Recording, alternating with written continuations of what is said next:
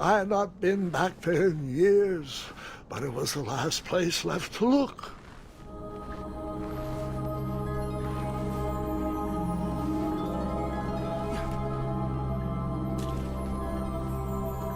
Those lost wishes weren't the treasure I was after.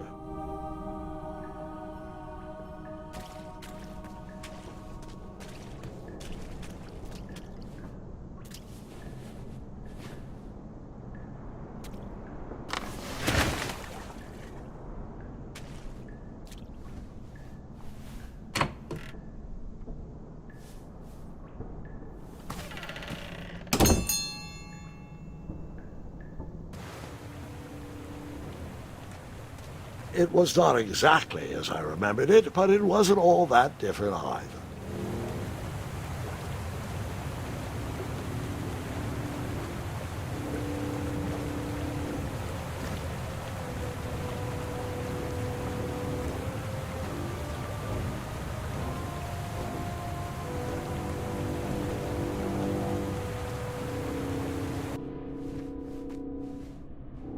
Two odd contraptions guarded the lost treasure. I would have to turn one and see what happened.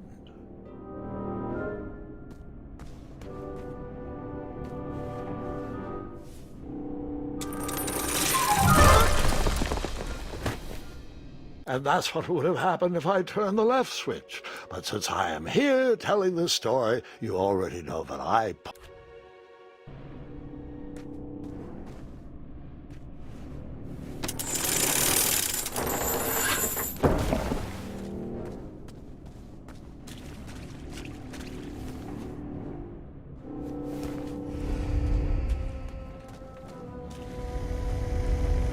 Buckets, barrels, butter churns, and beds were jammed into every nook and cranny of that cave. It all seemed so familiar.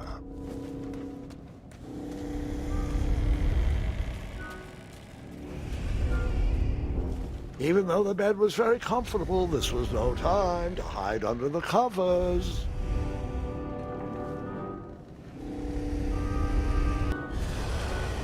Wait. Hold on, Grandpa. I don't remember this part of the story. Beds hanging from stalactites? We'll get there, Gwendolen. Don't worry. No detail in this story will be overlooked. Now, where was I? Ah, yes. As I treaded through the river of rumbling trundles, I feared I knew the source of that deafening wind.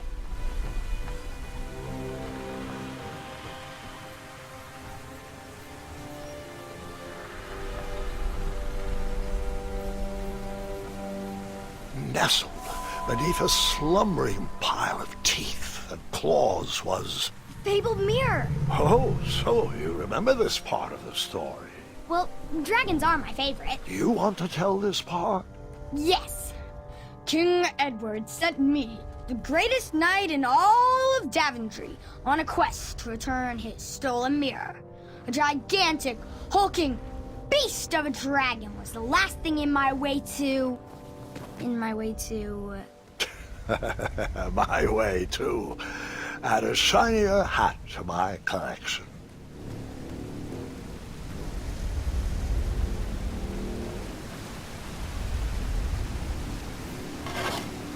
I tried to turn that crazy contraption, but it was missing a handle. Someone tampered with it, creating some silly conundrum.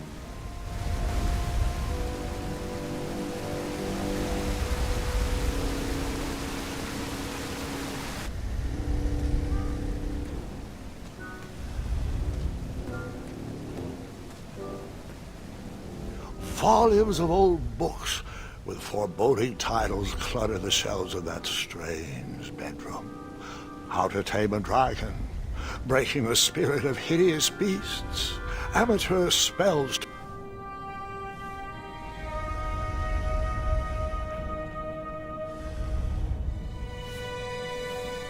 So, the missing handle was booby-trapped? What did you do? Well, I used my cleverness to outsmart the trap.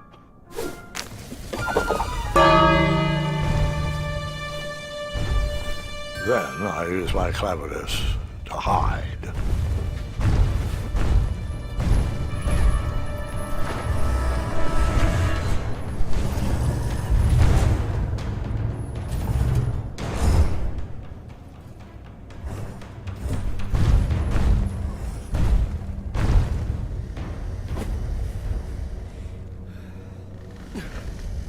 Luckily, that half-blinded beast never noticed me in bed. A dragon's eye must be really hard to pierce with an arrow. At archery lessons, I can barely hit a hay bale. It is indeed a feat only for skilled archers. What did you use to fix the broken switch?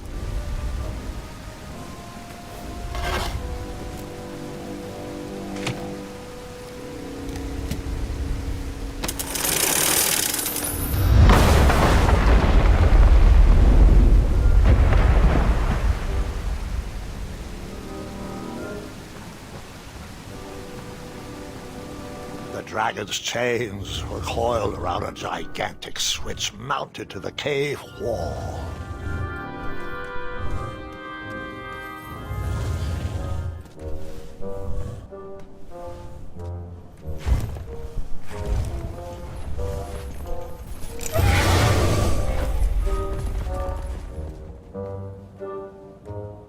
After he briefly basked in the sun, the narcoleptic dragon went back to snoring. I probably sleep all day too, if Amira was my only friend.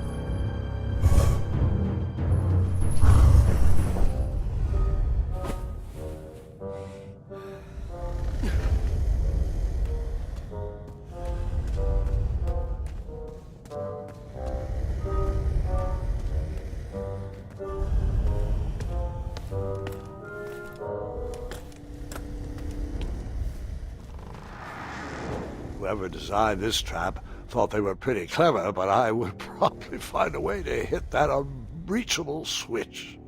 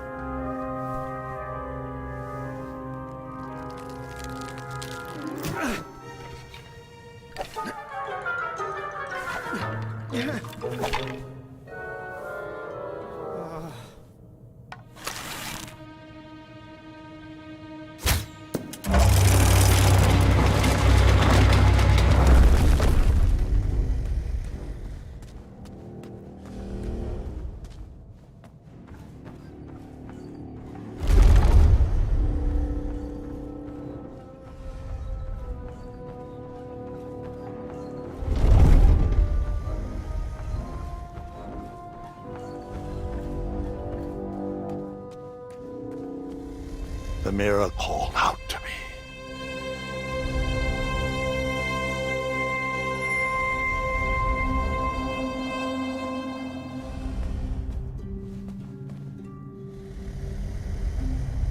A ridiculous feeding contraption was cobbled together to keep the beast and probably its owner alive.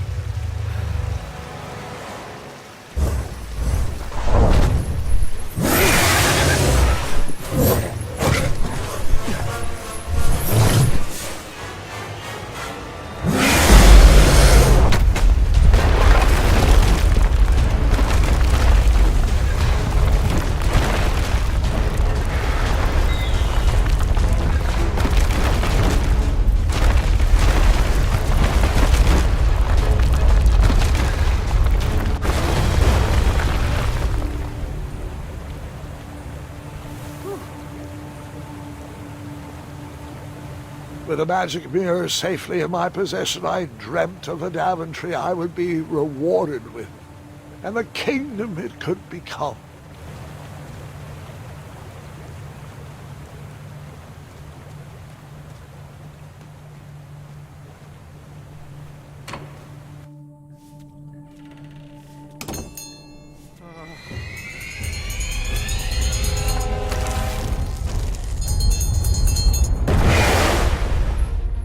Split second, I had three choices in front of me. Any would clear my path to safety, and all would have rippling consequences.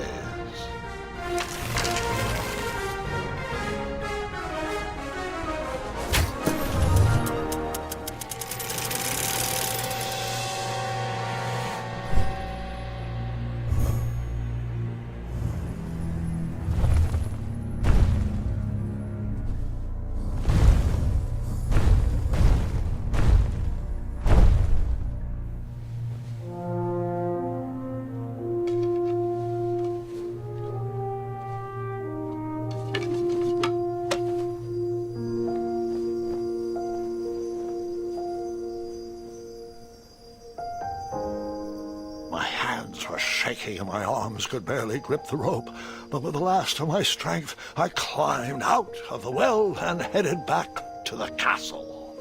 Ever since the magic mirror returned, its reflections have warned the kingdom of danger, kept our family safe, and it has exposed many troublesome crumbs tangled in my beard. Yeah. King Edward was so proud that you returned his lost treasure that he made you king. Everyone knows that part. Now, can we get back to that dragon? Gwendolin, there's so much more to my stories than dragons. I hope this old cap will be remembered for far more than the action tattered across its brim, sewn into the seams of many hidden adventures. All right, let's get back to the dragon. Tell me everything. Like, why did you set the dragon free even though he was trying to eat you? I set him free because, well, over the years I realized that the dragon was not the despicable, hideous beast Daventry had made him out to be. He was just a caged animal that was never shown any kindness. On that day, I forgave the dragon for his atrocious past. You have such a bizarre way of making friends, Grandpa. I guess I do, too. I'm known as Gwendolen the Popular back home, but only to my stuffed bunnies. I've always found it best to pursue friends where I can, though they don't always feel the same about me. All right, you two. Grandpa needs to rest. Gwendolen, it's way past your bedtime. Sleep well, Grandpa. I'll be back first thing in the morning. I don't need rest. I'm as spry as I've ever been, though I wouldn't mind a slice of magic fruit.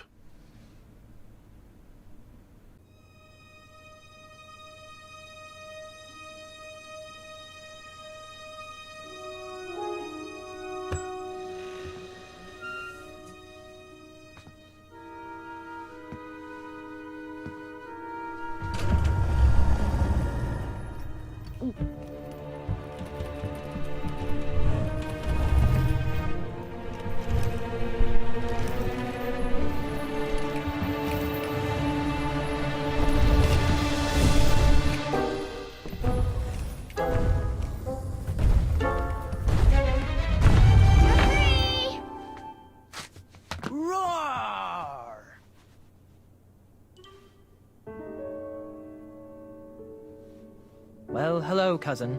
Guard! I'm glad you're finally here. He's been asking about you for days. I had to sit through the same story 5 times.